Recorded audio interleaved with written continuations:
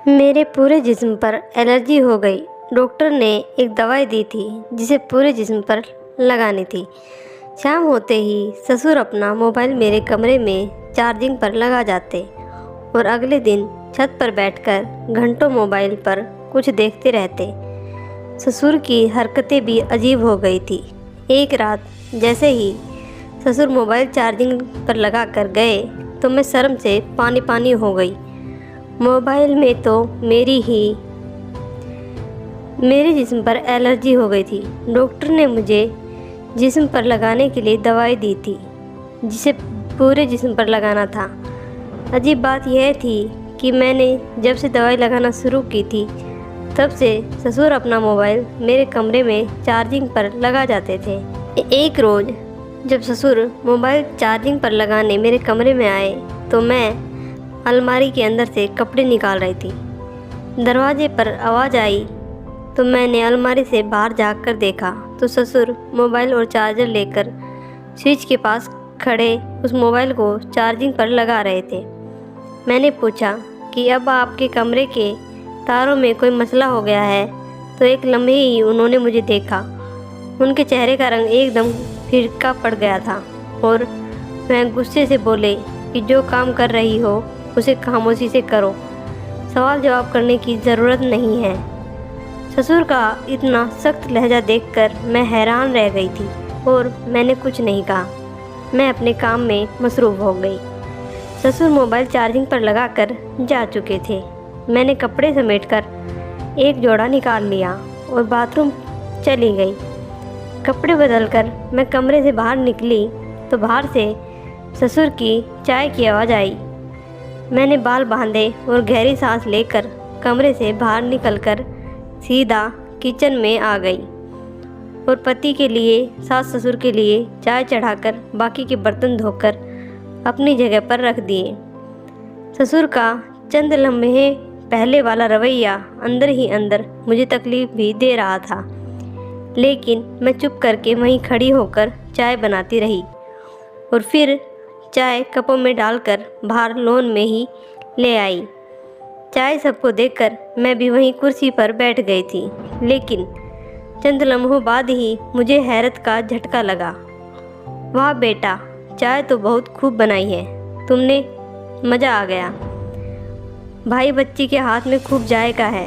ससुर की इस तारीफ पर हैरान थी, क्योंकि अभी चंद लम्हे पहले तो वह मुझे इतना सुना रहे थे और अब अचानक इतनी तारीफ। मुझे ये बात थोड़ी अजीब महसूस हुई थी, लेकिन मैं मुस्कुरा दी और ख़ुद भी चाय पीना शुरू कर दिया। चाय से फ्री होकर जब अपने अपने कमरों में सोने के लिए चले गए, मैं भी कुर्सियों एक तरफ करती कमरे में आई और सोफे पर बैठ गई, क्योंकि एलर्जी की तकलीफ़ की वजह से मेरे लिए सोना बहुत मुश्किल हो गया था। सोफे पर बैठे बैठे मैंने ससुर का मोबाइल चार्जिंग पर लगा देखा। सोचने लगी, सारी बातें ससुर के रवैये से जुड़ गई थी। ससुर के बदलते अंदाज कहीं ना कहीं मुझे शक में बदलने लगे। शाम का ससुर का चाय के वक्त तारीफ़ करना, यह सब इसी वजह से तो नहीं हो रहा था। कहीं ससुर की तारीफ़ का मकसद यह तो नहीं था कि मैं उनकी शिकायत पति से ना करूं कि उन्होंने आज शाम को मुझसे कैसे बात की है। हाँ, यही बात हो सकती है। कोई बात नहीं, बड़े हैं, मेरे पति के माँ बाप हैं, मुझे नज़रअंदाज कर देना चाहिए। होता है कभी कभी। मैं खुद को ही एक तरह से समझा रही थी, क्योंकि मेरा यह हाल था कि मेरी एक सोच शक के दायरे में थी तो दूसरी सोच उनके बाहर लिहाज के दायरे में थी। एक लंबी सांस लेकर मैंने खुद को सुकून किया और वहीं सोफे से टेक लगाकर आंखें बंद कर ली, लेकिन मेरा जहन अभी भी वो सब सोच रहा था। एक ख्याल में उठी और मेज तक आई। अभी मैंने मोबाइल की तरफ हाथ बढ़ाया ही था कि बाहर से बर्तन गिरने की आवाज़ आई। मेरा दिल तो जैसे उछलकर हलक तक आ गया था। मैंने फ़ौरन मोबाइल से हाथ दूर करके पति को देखा तो वह भी आंख मलते उठकर बैठ चुके थे और अब मुझे ही देख रहे थे। तुम उठकर देखना कि बाहर कौन है। मुझे डर लग रहा था। मैं अभी तक खड़ी खौफ की नज़रों से उसे देख रही थी। मेरी आवाज़ में डर महसूस हो रहा था। वह बिस्तर से उतरे और कमरे का दरवाज़ा खोलकर बाहर निकले। थोड़ी देर बाद पति हाथ में मोबाइल की टॉर्च जलाए कमरे में आए और दरवाज़ा बंद करते बोले कि बिल्ली थी बाहर, सो जाओ तुम भी आराम से। सारी नींद उस बिल्ली ने ख़राब कर दी। मैं बिना कुछ सवाल किए आकर बिस्तर पर लेट गई। मैंने तसल्ली के लिए एक बार कमरे की चुटकनी को हाथ लगाकर देखा और सोफे पर आकर लेट गई। बिस्तर पर आकर सो जाओ, वहाँ नींद नहीं आएगी, पति ने कहा। नहीं, तुम सो जाओ, मैं नहीं चाहती कि तुम्हें भी एलर्जी हो जाए। करवट लेती मैं बोली और आंखें बंद कर ली। वह भी नींद में हो चुके थे। सुबह होते ही ससुर कमरे में आए और दरवाजे पर दस्तक दी। पति काम पर जाने के लिए तैयार हो रहे थे। मैंने आगे बढ़कर दरवाज़ा खोला तो देखा कि ससुर सामने खड़े थे। उनके अंदाज लग रहे थे कि वह जल्दी में है। मुझे हटाकर वह कमरे में दाखिल हुए और अपने बेटे का हालचाल पूछते मोबाइल चार्जिंग से उठाकर कमरे से बाहर निकल गए। मैंने हैरत से कमरे के खुले दरवाजे को देखा और फिर छत को देखा जहाँ ससुर जा रहे थे। इतनी सुबह कौन छत पर जाता है? पहले नाश्ता तो कर लेते। मैंने खुले दरवाजे को देखकर सोचा और नाश्ते की तैयारी करने के लिए कमरे से बाहर निकल आई। 1 घंटे में सब नाश्ता कर चुके थे, लेकिन ससुर अभी तक छत पर ही बैठे थे। माँ ने बहुत बार आवाज़ दी कि नाश्ता कर लो, लेकिन वह पिछले 1 घंटे से 5 मिनट की ही आवाज़ लगा रहे थे। पति भी काम पर जा चुके थे। मैंने एक बार फिर से ससुर का नाश्ता गर्म किया और सास को कहा कि माँ, मैं खुद बुला कर लाती हूँ पापा को। मैं छत पर आई तो पापा को एक कोने में लकड़ी के बने तख्त पर बैठे देखा। मैं चलते चलते पापा के पास जाकर खड़ी हो गई और पापा को देखा। उन्होंने अभी तक मुझे नहीं देखा था क्योंकि उनका पूरा ध्यान मोबाइल पर ही था। मैंने हल्की सी खांसी की और पापा कहा तो उनके हाथ से मोबाइल गिरने से बच गया और उन्होंने मुझे उड़े हुए रंग के साथ देखा और फिर एकदम से चेहरे पर सख्त लहजा सजाए आंखों में गुस्सा लिए मुझे देखा और गुस्से के अंदाज में बोले कि तुम्हें सुकून नहीं है? जहाँ देखो वहीं गुस्ती चली आती हो।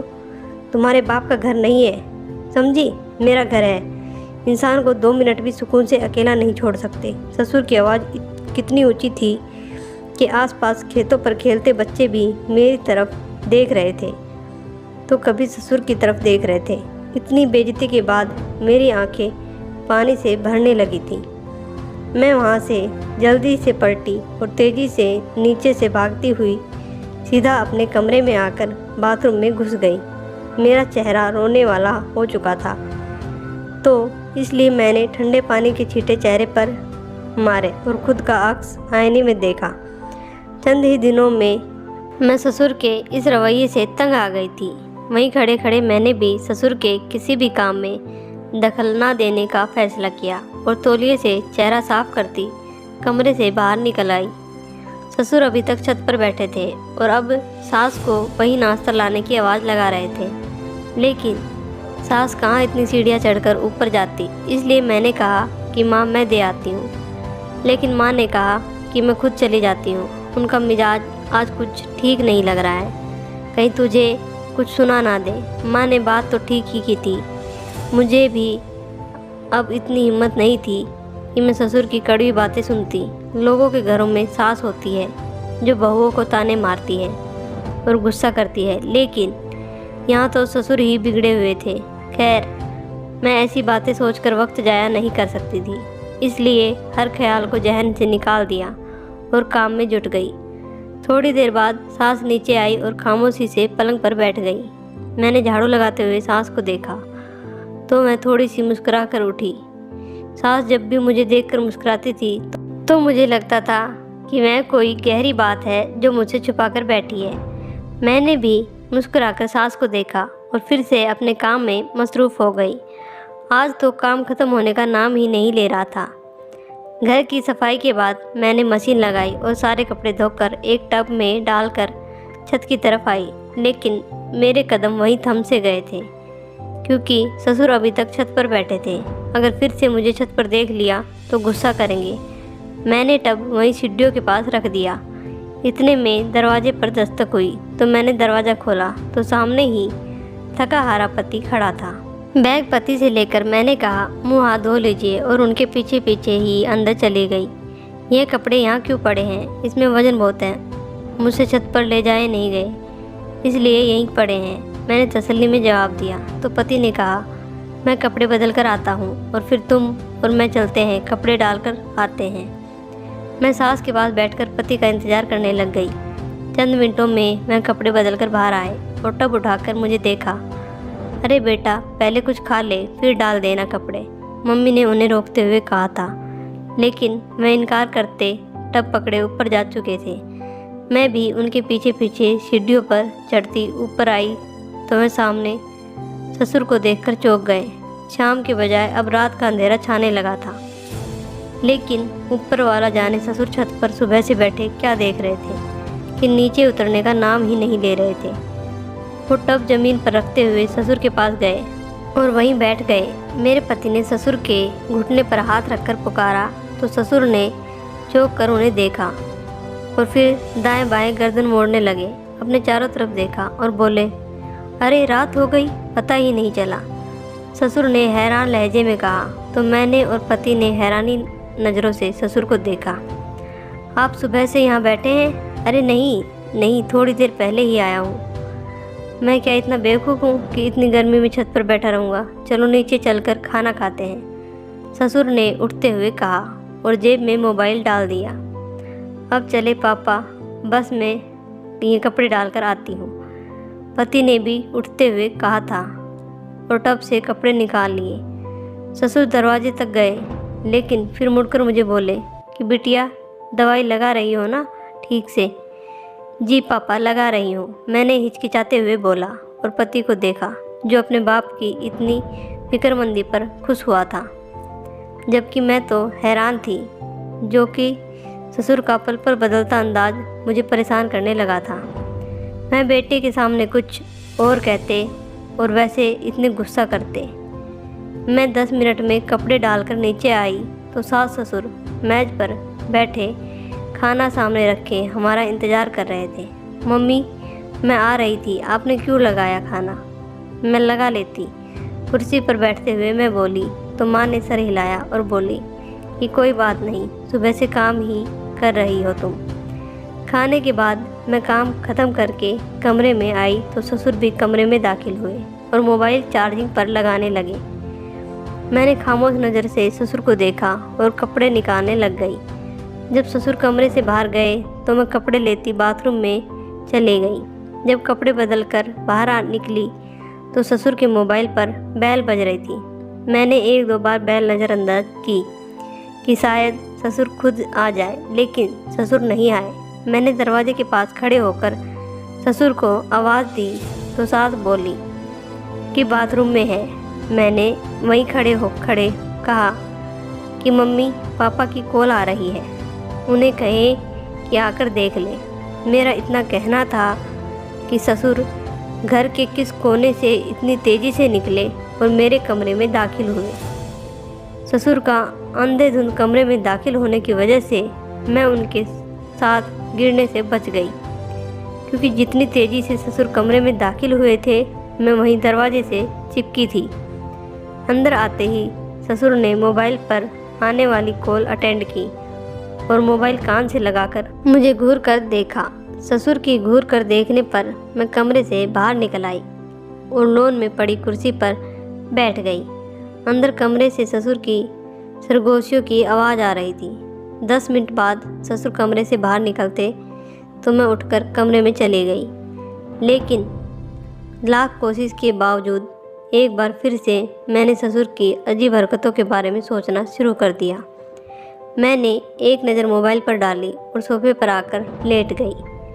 पापा सारा दिन रात मोबाइल पर क्या देखते रहते थे? आखिर पापा अपने मोबाइल को इस कमरे में चार्जिंग पर क्यों लगा कर जाते हैं? और पापा का यह पल पल बदलता अंदाज भी मुझे परेशान कर रहा था। मैंने इसे जहन से निकालना चाहा था, लेकिन यह सोच मेरे दिमाग से निकल ही नहीं रही थी। सोच कर मेरा दिमाग थकने लगा था। अगली रोज़ ससुर सुबह ही कमरे में आए और मोबाइल चार्जिंग से निकालकर मोबाइल छत पर ले गए। मम्मी ने पलंग पर बैठे बैठे ही पहले नाश्ता करने को कहा, लेकिन पापा 5 मिनट को कहकर छत पर जा चुके थे। पति ने भी कई बार ससुर को आवाज़ दी, लेकिन ससुर ने यही कहा कि तुम खाकर चले जाओ, मैं खा लूँगा आकर। लेकिन अब तो पति को भी 1 घंटा हो चुका था, लेकिन ससुर अभी तक नीचे नहीं आए थे। थोड़ी देर में ससुर ने सीढ़ियों पर खड़े खड़े सास को कहा कि वह उनका नाश्ता उन्हें ऊपर ही दे जाए। मुझे लगा था कि ससुर का दिमाग सारा दिन धूप में बैठने की वजह से खराब हो गया है, जो इतनी तेज सूरज के पास बैठकर नाश्ता करना चाह रहे हैं। ससुर का हुक्म सुनकर सास ने मेरी तरफ देखा और गहरी सांस लेकर मुझे नाश्ते की ट्रे पकड़ने को कहा। मैंने ट्रे पकड़ ली तो सास ट्रे लेती घुटनों को थामे जीने से चढ़कर ऊपर चली गई। आज भी सारा दिन ससुर छत पर ही बैठे रहे थे। कभी कभी मोबाइल में से अजीब सी आवाज़ आती थी और फिर बंद हो जाती थी। 1-2 बार मैंने छत पर जाने की भी कोशिश की, लेकिन फिर ससुर के गुस्से का सोचकर मैं वापस नीचे आ जाती थी। रात को खाने के बाद जब ससुर वापस कमरे में फ़ोन चार्जिंग पर लगाना आते तो मैंने हिम्मत करके कहा कि पापा कल इनकी छुट्टी है, अगर आप कहें तो आपके कमरे का बोर्ड ठीक करवा दूँ। मेरा इतना कहना था कि पापा ने मुझे खा जाने वाली नज़रों से देखा और मेरे पति को आवाज़ दी, जो अपनी मम्मी के पास बैठे थे। बाप की बुलंद और सख्त आवाज़ सुनकर मैं भागे भागे आए और मुझे देखा, यह देख तेरी बीवी मुझे क्या कह रही है। मैंने पति को देखकर नहीं में सिर हिलाया और फिर ससुर को देखा। मैं चेहरे पर सख्त गुस्सा लिए बेटे को ही देख रहे थे। यह देख, मुझे कहती है यह मेरा घर है, मैं जो चाहूँगा वही होगा। मुझे कहती है बार बार मोबाइल चार्जिंग पर मत लगाया करो, बिल ज़्यादा आता है। ससुर के इल्ज़ाम सुनकर तो मेरा सर घूम कर रह गया था। नहीं, मैंने ऐसा कुछ नहीं कहा, मैं सच कह रही हूँ। तो क्या मेरा बाप झूठ बोल रहा है? नाफरमानी करती हो मेरे माँ बाप की? पति गुस्से में मेरा हाथ पकड़कर बोले।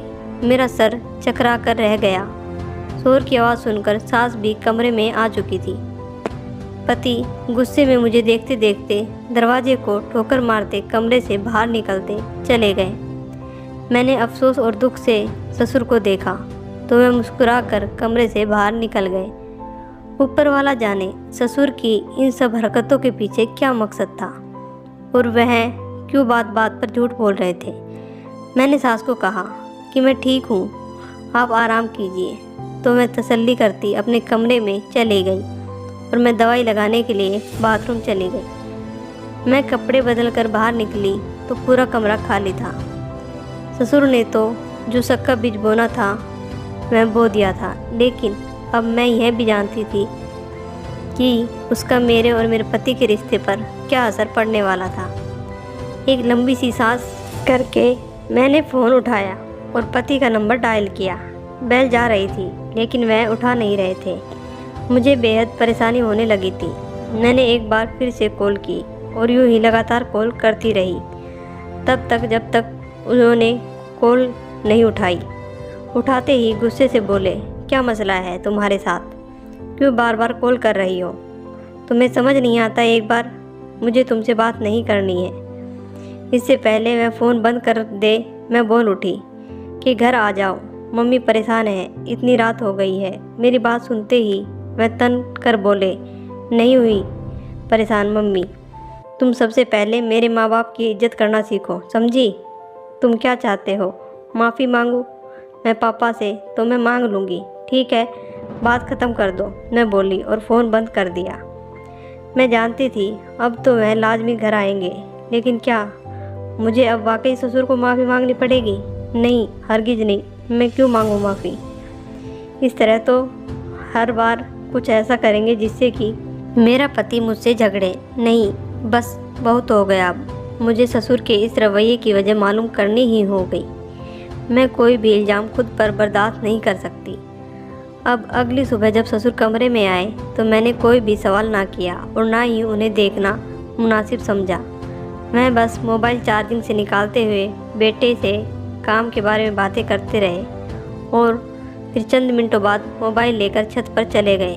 नाश्ते के बाद पति ने जाते जाते मुझसे कहा कि मैं पापा से माफ़ी मांग लूँ, तो मैंने फ़ौरन हामी भर ली। यूँ ही सारा दिन पापा आज भी छत पर ही बैठे रहे थे। एक दो बार चुपके से मैं भी छत के दरवाजे से ससुर को देख आई थी, लेकिन मुझे कुछ मालूम नहीं हो पाया था कि वह मोबाइल पर क्या कर रहे हैं। बस इतनी धूप में मुझे ससुर के चेहरे पर एक चमक सी नज़र आई थी, जिसे देखकर मैं चौंक सी गई थी। दबे पाँव में चलती नीचे आई और दोबारा से काम में मसरूफ़ हो गई। शाम को जब पति घर आए तो उसका सबसे पहले सवाल माफ़ी का ही था, और मैंने खाने के बाद पर डाल दिया और खाने लगाने की तैयारी करने लगी। थोड़ी ही देर में सब मेज़ पर आ चुके थे। खाना खाने से फ्री होकर मैंने चाय बनाई और सबके साथ ही बैठ गई। चाय पीते पीते मैंने 2 बार यूं ही जाहिर किया कि मुझे एलर्जी की वजह से बैठना मुश्किल हो रहा है। साथ ही मैंने ससुर का चेहरा देखा, जो अब मुझे ही देख रहे थे। तुमने दवा सही से लगाई भी है या नहीं? वही हुआ जिसका मुझे इंतज़ार था। ससुर बेचैनी से दवाई को पूछ रहे थे। मैंने ड्रामा करने के अंदाज में कहा कि जी पापा, लगाई थी, अभी जाकर फिर लगाती हूँ। मेरे कहने की देर थी कि ससुर ने मुझे चाय भी पूरी नहीं पीने दी और कमरे में भेज दिया। कमरे में आने के थोड़ी देर बाद ही ससुर भी मोबाइल लेकर कमरे में आए और चार्जिंग लगाकर चले गए।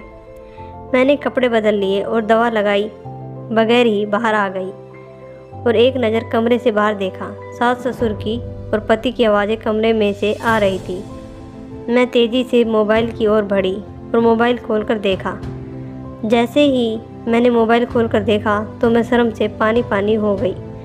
अंदर ही अंदर गुस्से का एक लावा उठा था। मैंने मोबाइल चार्जिंग से निकाला और गुस्से से कांपती हुई ससुर के कमरे में दाखिल हुई। यूँ अचानक दरवाज़ा खुलने की वजह से सब ने मेरी तरफ हैरानी से देखा था, लेकिन सबसे ज़्यादा जिसे हैरत का झटका लगा था वह ससुर थे, क्योंकि उसने मेरे हाथ में अपना मोबाइल देख लिया था। बिस्तर से उतरकर मैं सख्त अंदाज में बोले कि मेरा मोबाइल तुम्हारे हाथ में क्या कर रहा है? शुक्र है पापा कि यह अभी तक मेरे हाथ में है, वरना अभी तक मैं इसे तोड़ चुकी होती। मैं इतनी ज़ोर से चीखी थी कि सास और पति हक्का बक्का मुझे देख रहे थे। क्या मतलब है तुम्हारा? क्यों तोड़ना है तुम्हें मेरा मोबाइल? ससुर हकलाते हुए बोले। ऐसा क्या देख लिया? तो मैं बोली, अच्छा वाकई? तो क्या दिखा दूँ कि आपने कितनी घटिया काम किया है? आपने अपने ही बेटे की बीवी के साथ शर्म नहीं आई आपको यह सब करते हुए? बकवास बंद करो अपनी। तुम फिर से बदतमीजी से बात कर रही हो अब की बार। पति भी गुस्से से बोले थे। मैं बकवास बंद करूं तो फिर इन्हें कौन रोकेगा? यह देखे अपने बाप का काम। आप कहते हैं मैं गलत हूं, तो बताएं मुझे क्या ठीक है? मैं चुपचाप मान लूँगी। वीडियो का फोल्डर खोलकर मैंने पति के सामने किया तो ससुर ने मोबाइल छीनने की कोशिश की, लेकिन पति उससे पहले ही मोबाइल ससुर के छीनने से दूर कर चुके थे। जैसे जैसे मैं वीडियो चलाते जा रहे थे, ससुर की हालत ख़राब होती जा रही थी। गुस्से से उसने मोबाइल ज़ोर से दीवार पर मारा और एक नज़र अपने बाप पर डालकर बोले, पापा क्या है यह सब? बीवी है ये मेरी और आपकी बहू, बल्कि एक बाप का रिश्ता है इसका आपसे। मेरे पति की आवाज़ इतनी ऊंची और इतनी तेज़ थी कि ससुर कांप गए थे। बेटा मुझे माफ़ कर दे, खुदा के लिए मुझे माफ़ कर दे, मुझसे गलती हो गई। एकदम से ससुर जोरों कतार रोने लगे थे और अपने बेटे के सामने हाथ जोड़ दिए थे। बेटा मैं अंधा हो गया था, मुझे माफ़ कर दे, मुझसे भूल हो गई। मैंने यह सब अपनी बहन की बेटी लाने की खातिर किया।